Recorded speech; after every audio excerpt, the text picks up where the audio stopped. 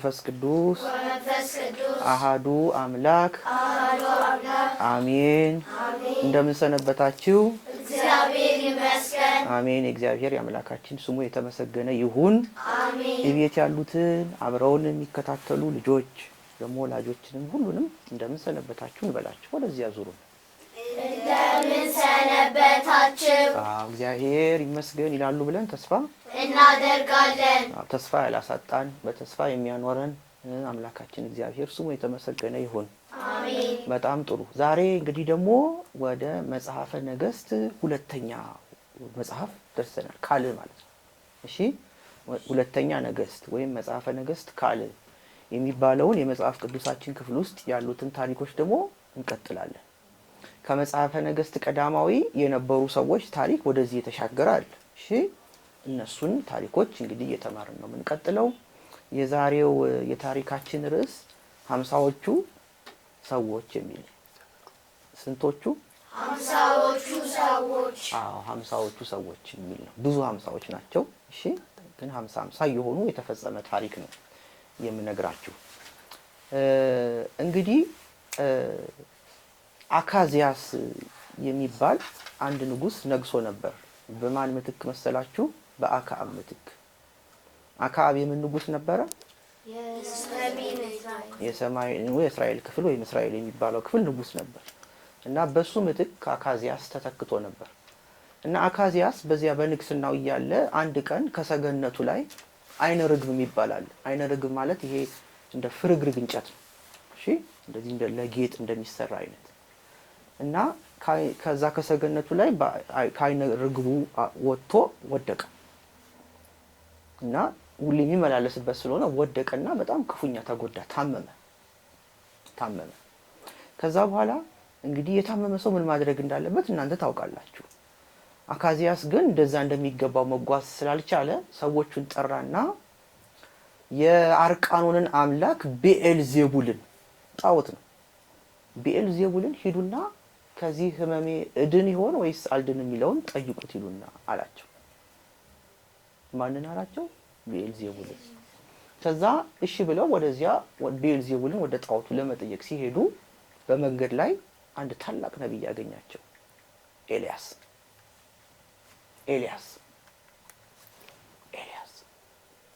ታላቁ ነብይ።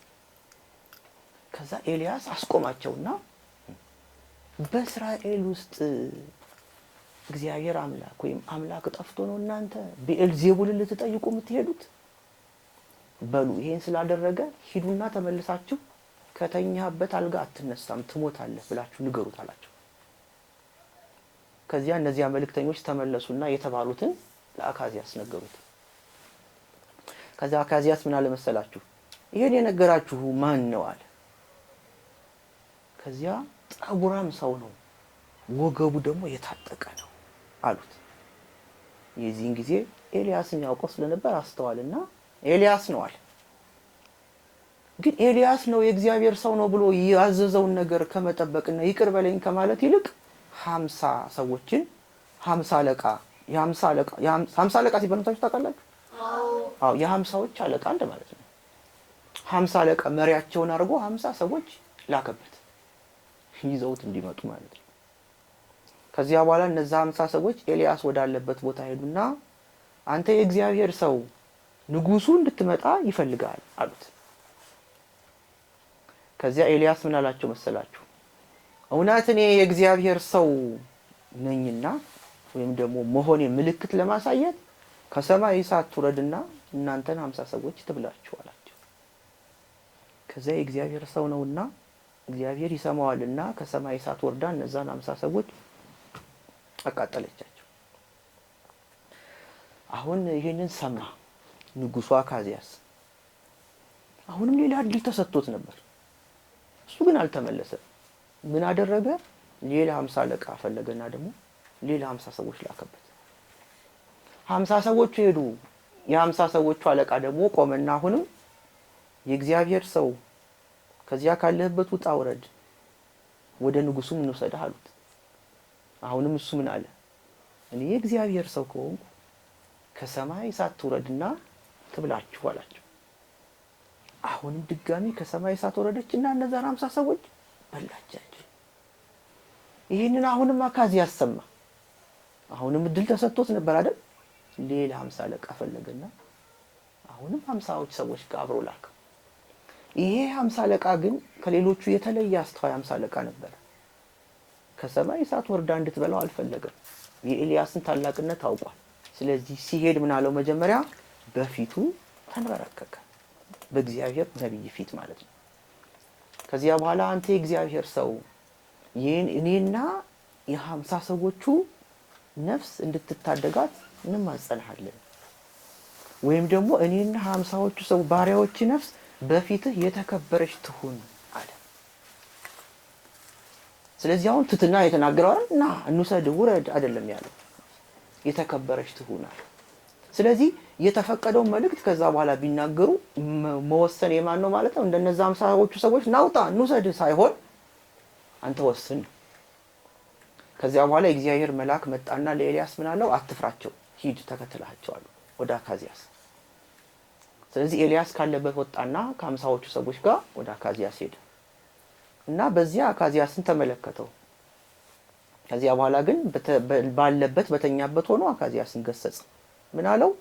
አንተ ወደ እግዚአብሔር መለመን ሲገባህ እግዚአብሔር እንዲህ ይለኛል ወይም እግዚአብሔር እንዲህ ማድረግ አለበት ብለህ የእግዚአብሔር ማሰብ ሲገባህ አንተ ግን ወደ ብኤል ዘቡል መልእክተኞች ልካል፣ ለእግዚአብሔር አልተማመንክም።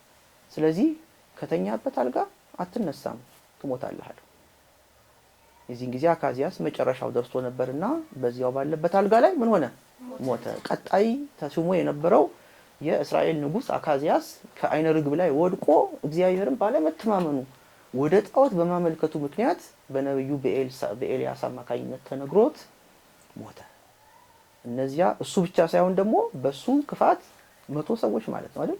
100 ሰዎች ከናለቆቻቸው ሞቱ። የመጨረሻዎቹ ግን ደግሞ መንገዱን በማስተዋላቸው ኤልያስ መጥቶ በፊት ለፊት መልእክቱ እንዲናገር የተለየ እኮ አልተናገረም አይደል? ያንን የተናገረው ግን በአካል ቀርቦ ሲናገረው ደግሞ ጉዳዩ ወዲያው ተፈጸመ እና አካዝያስ ሳያውቀው እንደውም ሞቱ ምን አደረገ?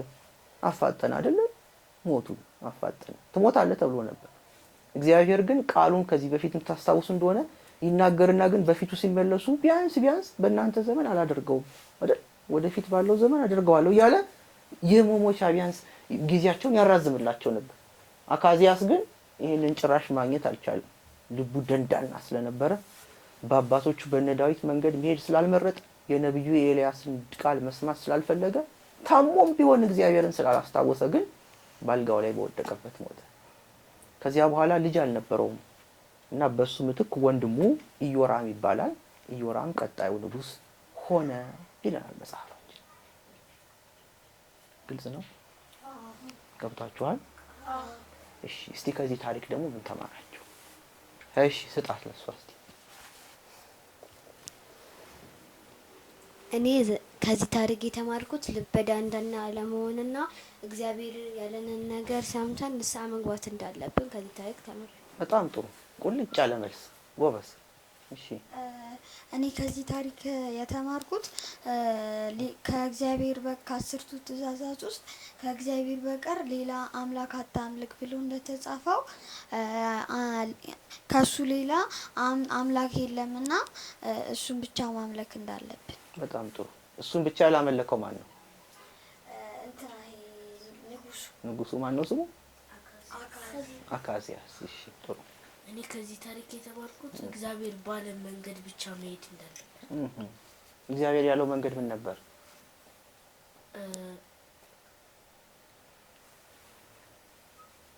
አይዞህ ኤልያስ የተናገረው ማለት ነው አይደል? እሺ፣ ምንድነው ያለው እሱ? መጨረሻ ላይ ከሄደ በኋላ አንድ ነገር ተናግሮ ነበር አይደል? አዎ፣ በተኛበት ባልጋ ትሞታለህ። እሱ መጨረሻ የተባለበት ነገር ነው አይደል? ግን አንተ እግዚአብሔር ባለው መንገድ መሄድ አለብን አልክ አይደል? አሁን እግዚአብሔር ያለው መንገድ ለአካዝያስ ምን ማድረግ ነበረበት ማለት ነው? በጥፋቱ ተምሮ ከእግዚአብሔር ጋር መቀጠል እንዳለ። አዎ፣ ስለዚህ እግዚአብሔር ያለው መንገድ ወደ ጣዖት አትሂዱ ሳይሆን ወደ ማኑ ነው? ወደ እኔኑ ነው። ስለዚህ እሱም ባለማድረጉ ነው። በጣም ጥሩ። እሺ፣ ስጣ እናቷን አትያዙ። እሺ፣ እኔ ከዚህ ታሪክ የተማርኩት ሰውን አለማ ሰውን አለ ሰውን አለማስጨነቅና እግዚአብሔርን መለመን እንዳለብን። እሺ ማን ነው ሰውን ያስጨነቀው?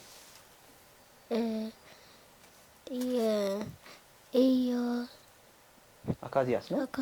አካዚያስ እሺ ጥሩ። 50ዎቹን ሰዎች እያስጨነቀ ይልካቸው ነበር አይደል? ጥሩ ጎበዝ።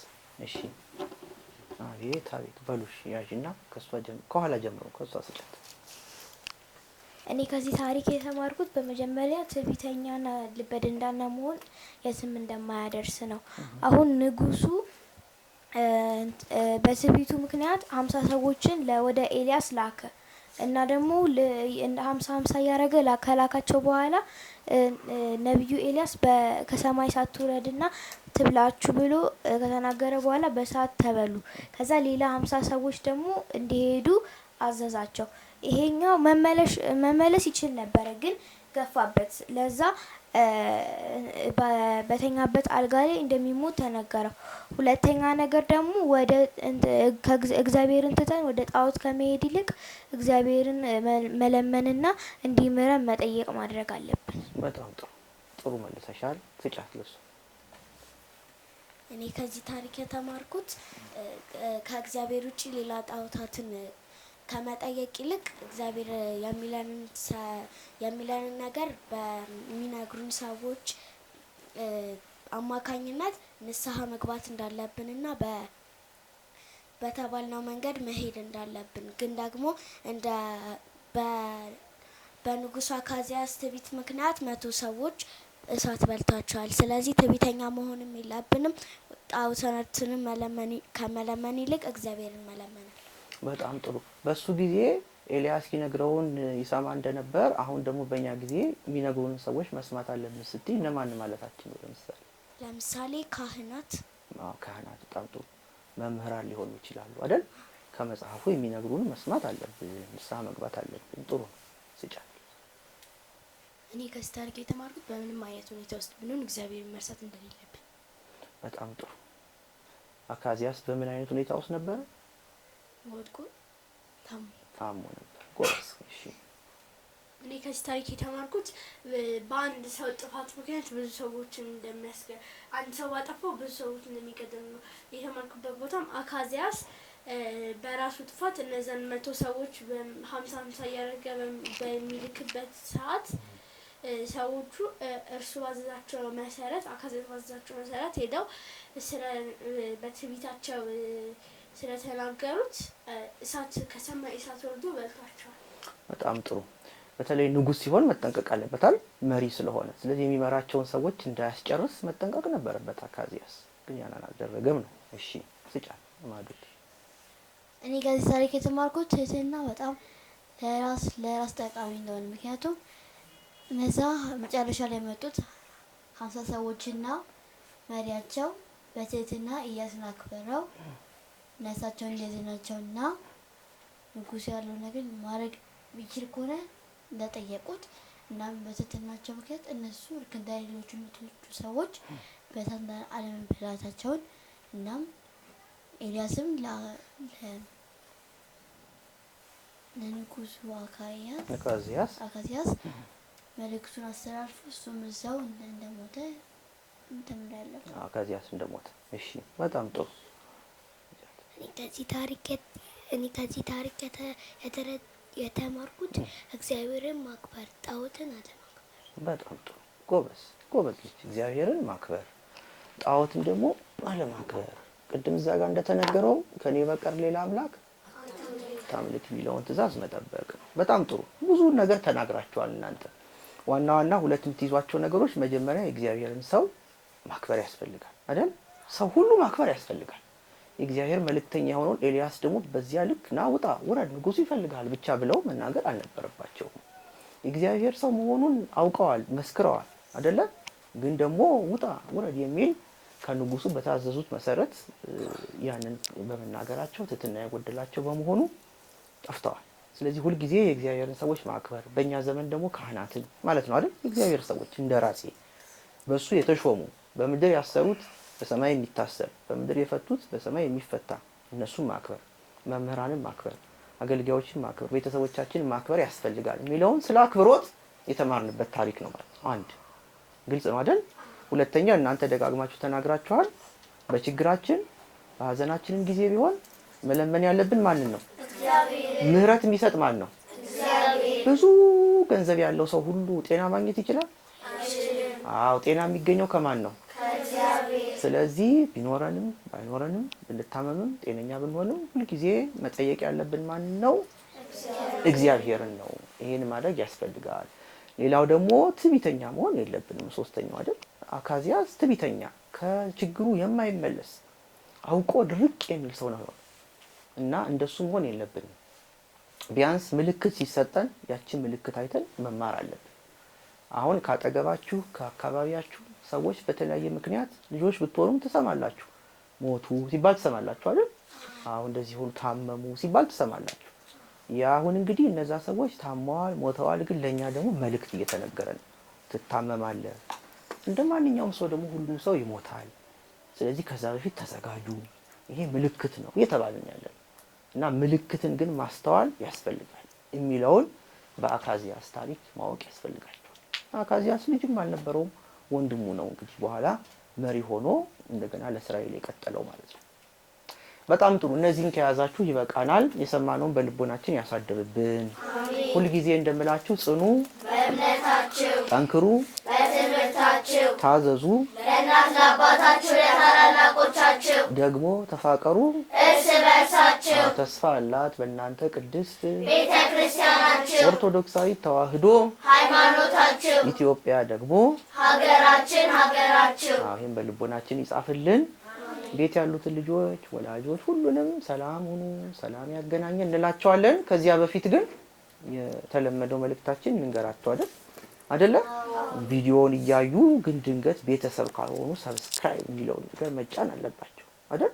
አዎ። ፈቃዳቸው ከሆነ ከወደዱ ወላጆች ከፈቀዱ ሰብስክራይብ እያደረጉ ቻናላችንን መከታተል እንዲችሉ አንደኛ፣ ቪዲዮውን ደግሞ ትምህርቱን ከወደዱት ደግሞ ለብዙ ሰው እንዲደርስና አገልግሎቱ እንዲስፋፋ ደግሞ ላይክ ማድረግ አይደል?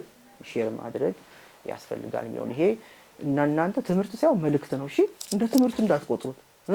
ይሄ ትምህርት አይደለም። እሺ፣ ይሄ መልእክት ነው። መልእክት ነው ይሄ ለነሱ ቤት ላሉት እናንተም ስትሄዱ እንደዚያ ቤት ለመከታተል ተጀምሯል የኔታ ታሪክ እንዲላችሁ ለማድረግ ነውና ይሄን መልእክት እንድትተገብሩልን በትህትና እንጠይቃችኋለን። ቤት ያሉትን ወላጆች ልጆች አሁን ሰላም ሁኑ፣ ሰላም ያገናኘን እንበላችሁ። ዙሩና ወደዚያ ሰላም ሁኑ፣ ሰላም ያገናኘን። አሜን። ሰላም ሁኑ፣ ሰላም ያገናኘን።